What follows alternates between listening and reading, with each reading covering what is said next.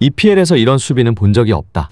상대 감독은 손흥민의 슈팅을 막기 위해 도박을 벌인 셈이고 이것이 경기장에서 보이지 않는 손흥민의 영향력이다.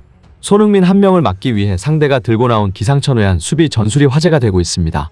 그것은 손흥민이 끼치는 경기 영향력이 어느 정도인지 알려주는 증표였기에 영국 현지를 놀라게 만들기에 충분했는데요. 과연 전문가들은 이번 본머스전에서 왜 손흥민 한 명의 위력에 놀랄 수밖에 없었던 것인지 자세히 알아보겠습니다. 연봉을 깎는 한이 있더라도 토트넘을 떠날 것이다. 현재 페리시치가 인터밀란으로 돌아가기 위해 한 시즌 만에 토트넘을 떠나고 싶어 한다는 속보가 곳곳에서 전해지고 있습니다. 이탈리아 투토스포츠는 인터밀란이 여름에 페리시치 복귀를 추진하고 있다며 페리시치 역시 복귀를 희망한다고 전했는데요. 페리시치는 자신을 토트넘으로 데려온 콘테 감독이 팀을 떠나면서 변화가 생겼습니다. 현재 입지를 불안해하고 있으며 인터밀란에서처럼 핵심 선수가 되고 싶다는 생각입니다. 일부 언론은 콘테 감독이 페리시치를 윙백으로 활용했기 때문에 포백을 쓰는 감독이 온다면 윙백에 익숙한 페리시치가 밀려날 수 있다고 전망했습니다. 이러한 이유로 앞서 영국과 이탈리아 등 현지 언론들은 콘테 감독이 경질된 이후 페리시치가 다음 거취를 고민하고 있으며 이탈리아로 돌아간다면 친정팀 인터밀란으로 복귀 가능성이 크다고 보도했습니다. 페리시치는 프리미어리그에서 손꼽히는 고액 연봉자인데요. 페리시치가 받는 주급은 18만 파운드로 토트넘 선수 중 세 번째로 많습니다. 페리시치가 토트넘과 계약 기간이 남아있기 때문에 이적료도 감당해야 하는 인터밀란으로선 페리시치의 고액 연봉이 부담이나 투토스포츠는 페리시치는 이탈리아로 복귀를 위해 600만 유로에 이르는 급여를 줄일 의향이 있다고 설명했습니다. 어떻게든 토트넘을 떠나려는 것입니다. 그런데 사실 페리시치가 이토록 팀을 떠나고 싶어하는 이유 중 하나는 손흥민과 자신에 대한 여론이 역전되었기 때문이기도 한데요. 시즌 초중반만 해도 손흥민이 페리시치에 의해 희생당하고 있다는 것이 수면 위로 떠오르지 않았고 그에 따라 비판의 대상은 손흥민이었습니다. 하지만 최근에 들어서야 손흥민이 희생당하고 있다는 사실이 인정되기 시작했고 페리시치를 향한 의문들이 쏟아지기 시작했죠. 특히 본머스전 이후 일선의 영국 전문가들은 두 가지 사실에 주목하여 손흥민의 보이지 않는 경기 영향력은 토트넘 공격의 본체다라는 주장을 하기도 했는데요. 손흥민을 막기 위해 상대팀이 들고 나온 수비 방법과 본머스전 전반전에 손흥민과 후반전에 손흥민이 180도 달랐던 이유를 설명하며 놀라운 사실을 밝혀냈습니다. 화제가 된 분석 내용을 자세히 보면 본머스전에서 손흥민이 자신의 슈팅 공간 안에 진입하자 본머스 선수들이 보여준 수비 방식은 매우 이색적이었다.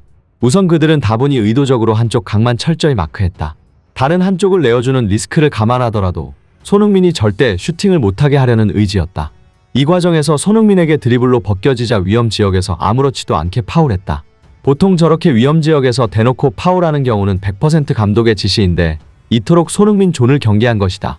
특히나 또 다른 놀라운 수비 방식은 손흥민이 슈팅을 하기 직전 본머스의 수비 진영이었다.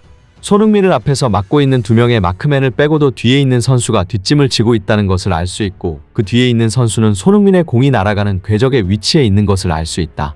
단순히 한 명이 손흥민을 막고 있는 것처럼 보이지만 본머스는 사실상 가용할 수 있는 수비 전원으로 손흥민의 슈팅을 막았던 셈이다.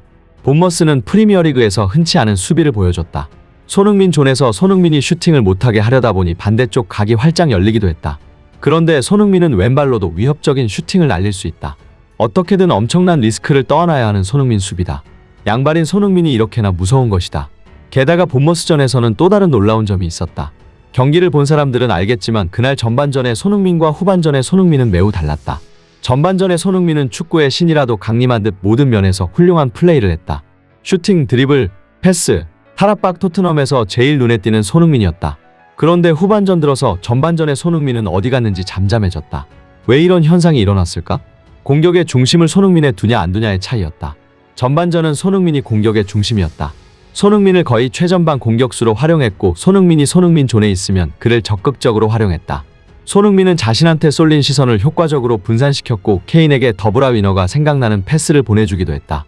손흥민은 자신에게 부여된 넓은 공간 속에서 좀처럼 볼 수 없었던 드리블러의 면모까지 보여주며 위협적인 슈팅까지 기록하기도 했다.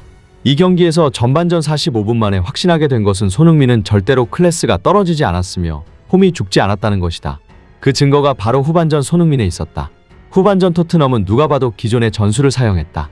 기존의 전술이란 선수들을 박스 안에 다 때려 박아놓고 무한 크로스를 올리는 전술이다. 손흥민의 슈팅도 드리블도 패스도 사용하려는 의지가 보이지 않았다. 스텔리니가 왜 그랬는지는 모르겠지만 그저 한 방만을 노리는 축구로 돌아간 거다. 이런 축구에서는 손흥민이 할 게 없다. 전반전 손흥민이 중심일 때는 찬스 메이킹 2회, 드리블 성공률 100%, 한 골 1류효 슈팅을 기록하며 공격의 핵이 됐지만 후반전에는 별다른 활약을 못하고 겉도는 모습이었다. 즉 손흥민은 1년 가까이 이런 의미 없는 축구 속에서 재능을 낭비해 온 것이다. 부진이니 에이징 커브니 이런 소리는 모두 개소리였던 것이다. 이제는 아무도 반박할 수 없는 게 전반전에 그 증거가 있지 않나. 손흥민은 자신이 공격의 중심이 될 때 어떤 플레이를 보여주는지 말이다. 이 분석은 영국에서 화제가 되며 일순간 인기탭에 떠올랐는데요. 그 말대로 후반전 토트넘은 손흥민을 활용하지 않고 크로스를 난사했습니다. 페리시치는 불명예 기록까지 세웠는데 축구 통계 사이트 후스코어드닷컴은 페리시치가 본머스전에서 19개의 크로스를 시도했다. 올 시즌 프리미어리그에서 단일 경기에 페리시치보다 크로스를 많이 시도한 선수는 없다고 밝혔습니다. 이어 페리시치는 자신이 시도한 크로스 19개 가운데 17개가 실패했다. 이 또한 이번 시즌 프리미어리그 신기록이다라고 전했습니다. 후반전에 페리시치는 손흥민과 자주 동선이 겹치는 모습을 보였고 이 때문에 손흥민은 전반전에 비해 측면 돌파와 슈팅에 어려움을 겪었습니다. 딱 시즌 초반 때의 모습인 겁니다. 이를 본 영국 현지 팬들은 결국 손흥민을 저격했던 언론인들과 축구 선수 출신이라는 전문가들은 그 자리에 있을 자격이 없다는 것이 밝혀졌다. 아무런 근거도 없이 보이는 것만으로 손흥민을 비판하는 여론을 만들어낸 주범들이다. 반성해야 할 것이다. 손흥민을 아자르와 비교하는 사람들이 많았는데 잘못된 비교였다. 아자르는 레알 마드리드로 이적한 이후 체중이 불어나는 게 눈에 보일 만큼 자기 관리를 못해서 몰락한 케이스다. 하지만 손흥민이 지금까지 보여온 멘탈을 봐라. 손흥민이 그렇게 몰락할 선수였던가? 영국 축구계는 아직까지도 무지하다. 손흥민에게 보냈던 비판의 반만이라도 다이어에게 보냈어 봐라. 토트넘이 어떻게 달라져 있었을지. 다이어는 영국인이라는 이유만으로 비판의 대상이 되지 않았고 늘 손흥민에게만 가혹했다. 언론들만 그런 것이 아니라 팬들도 문제였다. 여론에 쉽게 선동당하고 그저 손흥민을 같이 비판하기 바빴다. 하지만 손흥민은 누가 뭐라 해도 여전히 프리미어리그 최고의 선수 중 한 명이었다 등의 반응을 보였습니다. 고무적인 것은 지난 100호 골 이후 영국 내에서는 계속해서 손흥민의 위상이 회복되고 있다는 것인데요. 영국 BBC는 월드클래스 손흥민이 세운 최초의 기록들이라는 타이틀로 손흥민 특집 기사를 전하기도 했습니다.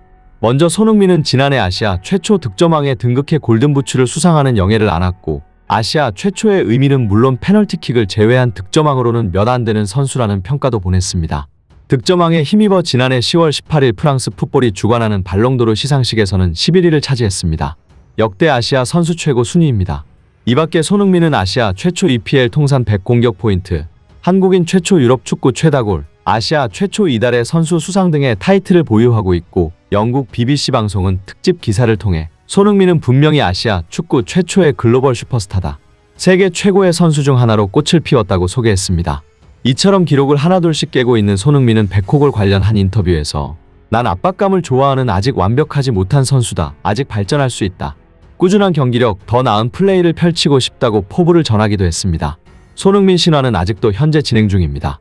끝까지 시청해주셔서 감사합니다.